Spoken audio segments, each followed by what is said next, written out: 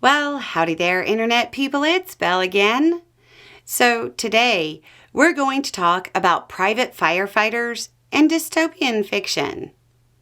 Because of the wildfires in California, attention is turned to private firefighters, something that many Americans didn't know existed until this week. If you haven't heard, a real estate guy got on social media and posted, quote, "Does anyone have access to private firefighters to protect our home?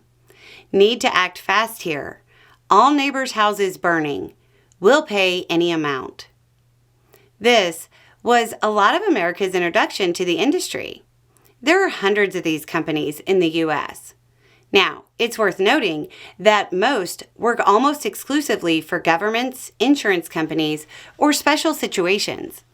Imagine an experiment that needs on-site fire protection. But there are companies that offer their services to the wealthy. There's something unsettling about the idea of the wealthy hiring people to protect their properties while other people need help or rescue. It provoked outrage. And it would be easy to just pile onto that. But sometimes, outrage can be a useful moment to get people to consider something they normally wouldn't. You're seeing a glimpse of the future under the current trends of the system. When every single service is commodified, packaged, and priced, this is the result.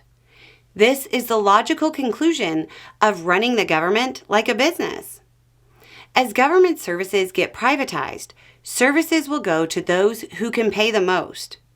They'll get priority and access. It's the logical conclusion of an ideology that uses government to break education or the postal service, and then demand it be privatized so somebody can turn a profit on something that should be a government responsibility. It sounds like something out of a dystopian sci-fi story, where the wealthy get access to life-saving services, while the other people take a number, where our betters get to survive and the poor don't. It's not really something that would happen in real life. That's only the stuff of futuristic movies. But is it though? I know, it's hard to imagine a world where something that is literally a matter of life and death is commodified, packaged, and priced. If you live in the United States, it shouldn't be that hard to imagine. Isn't that how our healthcare system works? There's no philosophical difference. It's just that we're desensitized to stories showcasing the disparity when it comes to healthcare, and we're not when it comes to firefighters. We see stories about students selling lemonade to raise money for their teacher's cancer treatment. And we actually have the nerve to call it a feel-good piece, instead of calling it Exhibit A in the indictment of the system. As Republicans promise to shred, defund, deprioritize, and privatize the last little bit of healthcare safety nets that exist in this country, it might be a really good idea to remember the outrage you feel at the concept of private firefighters.